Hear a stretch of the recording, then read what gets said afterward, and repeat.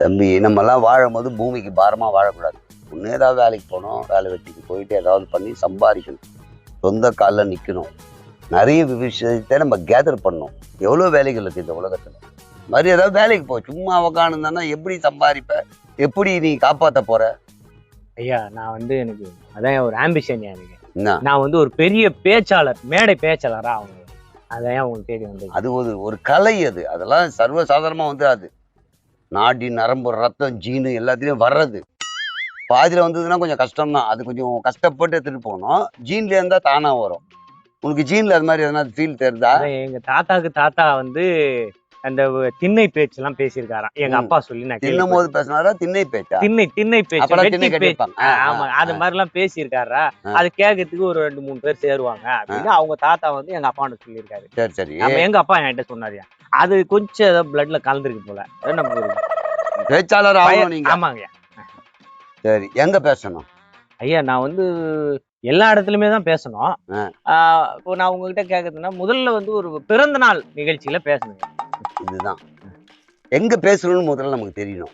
எங்க வேணா பேசுறதுன்றது வேற, இங்க இதுதான் பேசணுன்றது வேற, அங்க அதுதான் பேசணுன்றது வேற. அதனால நீ இப்போ ஒரு பிறந்த நாள் சொல்ற, பிறந்த நாள்ல பேச போறோம். நான் மேடையில் நிக்கிற மாதிரி நின்று பாக்கிட்டா? நிக்கிறேன். நின்று பேசினா கொஞ்சம்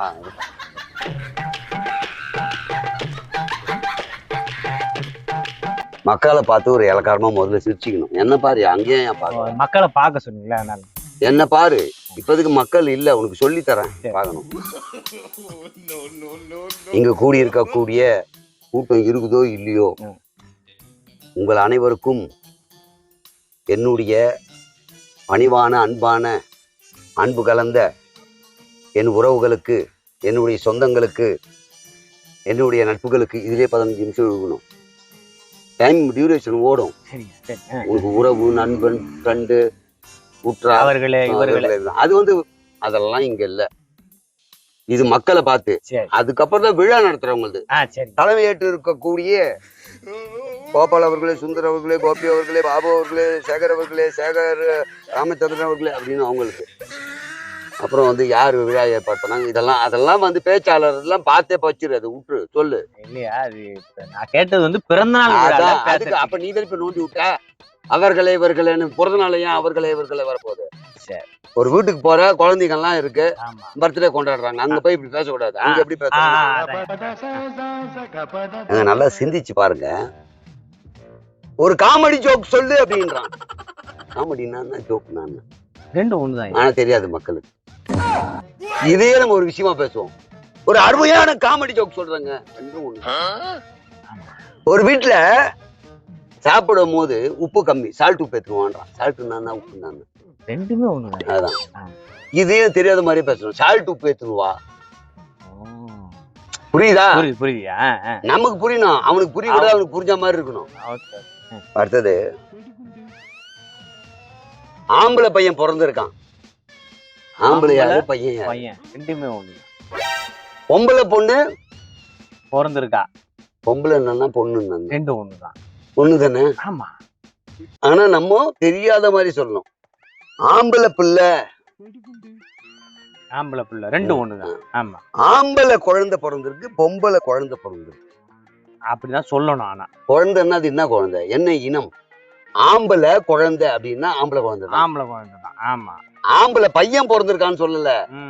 ஆம்பளை குழந்தை பிறந்திருக்கு, பொம்பளை குழந்தை பிறந்திருக்கு. புரியுதா? புரியுது சார். நம்ம அப்படி பிரிச்சு பார்த்து தெளிவா இத நீ இன்று இருக்கக்கூடிய பல்வேறு சிக்கலிலே ஒரு குழந்தை பெற்றெடுத்த பிறகு அந்த தாயினுடைய வலி, வேதனை, பிரச்சனை அனைத்தையும் நாம் 10 மாதம் காலமாக அல்ல, வளர்க்கும் அத்தனை தருவாயிலும் அத்தனை நேரத்திலும் தன் வாயை கட்டி வயிற்றை கட்டி இந்த உணவை சாப்பிடக்கூடாது, இதை செய்யக்கூடாது, இப்படி இருக்க வேண்டும் என்று பல்வேறு இன்னல்களை தாண்டி இதற்கு மத்தியில் குடும்ப சுமை, கணவன் பிரச்சனை, பொருளாதார அடிப்படை பிரச்சனை, அரசியல் பிரச்சனை ஆகிய பல்வேறு பிரச்சனைக்கு மத்தியிலே உறவுகளுடைய பேச்சை கேட்டுக்கொண்டு அந்த உறவுகளுக்கும் மதிப்பு கொடுத்து உற்றாருக்கு மதிப்பு கொடுத்து உண்மையாக நேர்மையாக சிறப்பாக சிறந்து வாழ்ந்து வழிநடத்தி கொண்டிருக்கும் உறவுகளே. இந்த உறவிலே எத்தனை விதமான உறவுகள் இருக்குது. மாமன், மச்சான், அண்ணன், தம்பி, அப்பா, மகன், தாய், மகன், தாய், தந்தை, சித்தப்பா, பெரியப்பா, இப்படி பல உறவுகள் இருக்கிறது. இது ரத்த பந்தங்களாக இருக்கலாம்.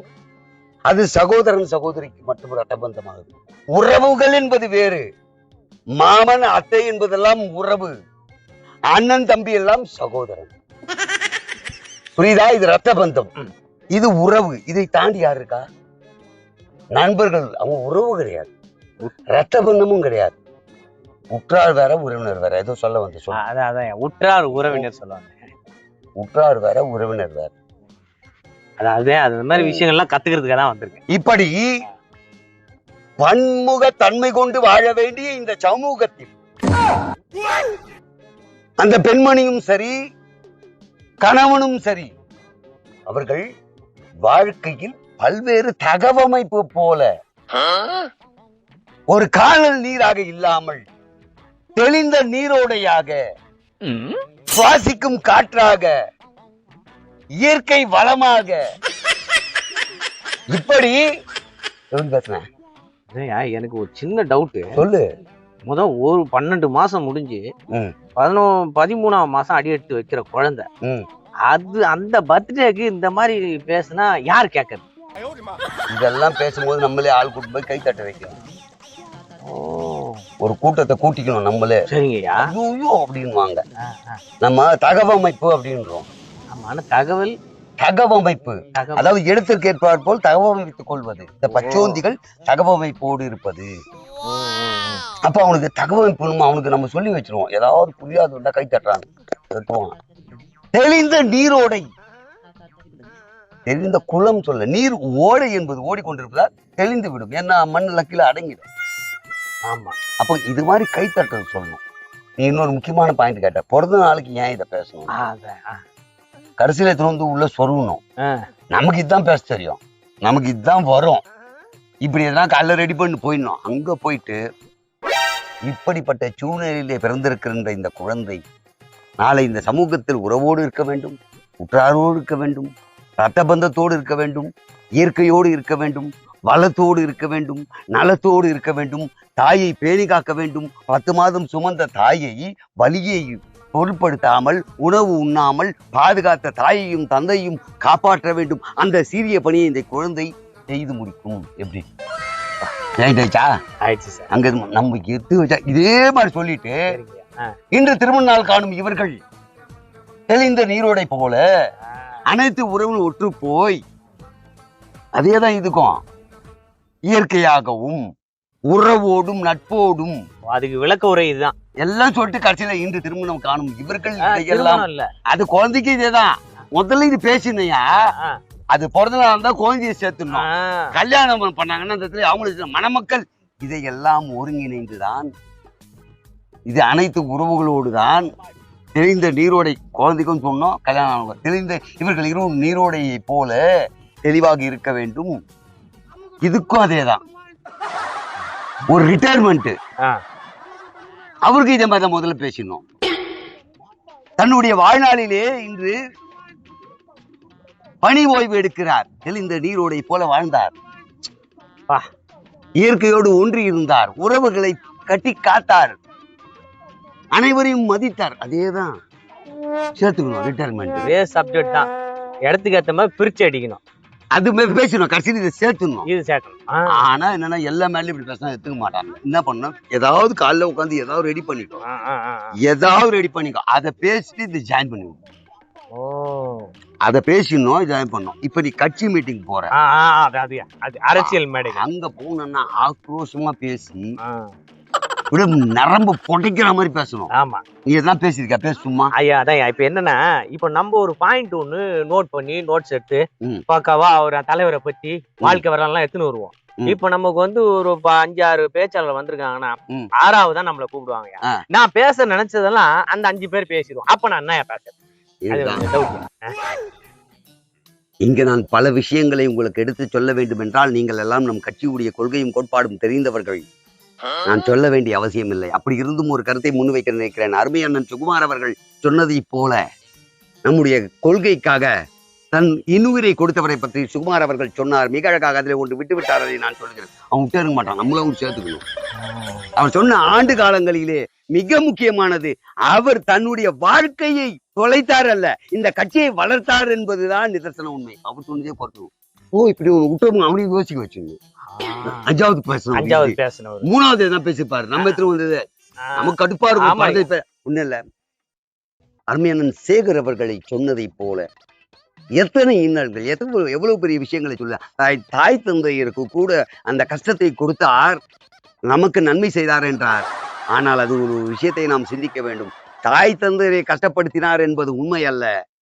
உங்களை அனைவரையுமே திருப்திப்படுத்தினால் தாய் தந்தையும் திருப்திப்படுத்தியதாக ஒரு விஷயத்தை நாம் எடுத்துக்கொள்ள வேண்டும். இப்பெல்லாம் ஒண்ணு இருக்கு, அவரையும் யோசிக்கணும், அவரையும் விட்டு கொடுக்க கூடாது. நம்ம சொல்ல வந்து சொல்லிடணும். சப்ஜெக்டே இல்ல, எல்லாம் பேசிட்டாங்க. நம்ம இவங்க சொன்னதையே சொல்லிட்டோம். நம்ம ஏதாவது புதுசா சொல்லணும்னா நீங்கள் யார்? மக்களை பார்த்து, அதான் தொண்டர்கள், மக்கள் சொல்லக்கூடாது. தொண்டர்கள் கட்சி கூட்டம்ல. நீங்கள் யார்? மேடையில் அமர்ந்திருக்கக்கூடிய தலைமை பண்பு கொண்டவர்கள் மட்டுமல்ல, உங்களை நான் தலைவராக பார்க்கிறேன், தொண்டனாக பார்க்கிறேன், இந்த கட்சியின் ஆணிவேராக பார்க்கிறேன், இரத்த ஓட்டமாக பார்க்கிறேன். காரணம், ஒரு கண் என்பது இரு கண் என்பதை போல நாங்கள் இருவர் தலைமை ஏற்கலாம். ஆனால் அதற்கு இரத்த ஓட்டம் கொடுப்பது எது? நரம்பு தேவை, உணவு தேவை, காற்று தேவை, குடிநீர் தேவை. இப்படி அனைத்தும் இருந்தால்தான் கண் இயங்கும். பார்ப்பதற்கு கண் தான் பார்வை தருகிறது என்று சொன்னாலும் கூட இது அனைத்தும் இருப்பதை போல நீங்கள் இயங்கினால்தான் இந்த இயக்கம் சிறப்பாக இருக்கும். இன்று வரை இயங்கிக் கொண்டிருப்பது உங்களால் என்பதில் யாருக்கும் எந்த மாற்று கருத்தும் இல்லை, மாற்றவும் முடியாது. அவங்கள போட்டுருவோம். நம்ம தான் அங்க பேச போறோம், அவங்க உட்காந்துதான் கேட்க போறாங்க. ஆனா நீங்க அது சொல்லிடுங்க. அவனப்பா நம்மளை பத்தி தான் பேசிக்காருப்பா, மத்தவங்க எல்லாம் எல்லாரும் அவங்கள பத்தி பேசினாங்க, இவர் தான் ஏன் நமக்காக பேசினாரு. ஆமா, அதே மாதிரி ஏதாவது ஒண்ணு பேசு. இப்போ வந்து இது வந்து பொதுக்கூட்டம், கட்சி கூட்டம் கிடையாது. பொதுக்கூட்டம். இங்க பேசு, ஒரு கட்சி சார்பா வந்திருக்கு, பேசு. இங்கு கூடியிருக்கும் அனைவருக்கும் என்னுடைய மாலை வணக்கத்தை தெரிவித்துக் கொள்கிறேன். ஆகவே அவர்கள் சொன்னார்கள், இவர்கள் சொன்னார்கள் என்று வாக்களிக்காமல், தேர்தல் கூட்டமா சொன்ன? பொதுக்கூட்டம்.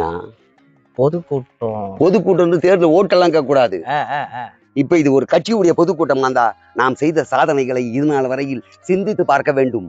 எந்த கட்சியும் செய்ய முடியாத இந்த 80 ஆண்டு காலமாக நாம் செய்த சீராற்றிய பணியை மறந்திருக்க முடியாது. அப்படி மறக்கவே ஆனால் மறந்திருப்பார்கள் என்றால் நன்றி கெட்டவர்களாக என்று இருக்கக்கூடியவர்கள், அந்த நன்றி கெட்டவர்களை கூட நாம் நல்லவர்களாக மாற்றுவோம் என்பதுதான் நம்மளுடைய கொள்கை. தள்ளி வைப்பதல்ல, தூரம் தூக்கி போடுவதல்ல. பயன்படாது என்று நினைத்ததை கூட பயன்படுத்தியவன் தான் அறிவாளி.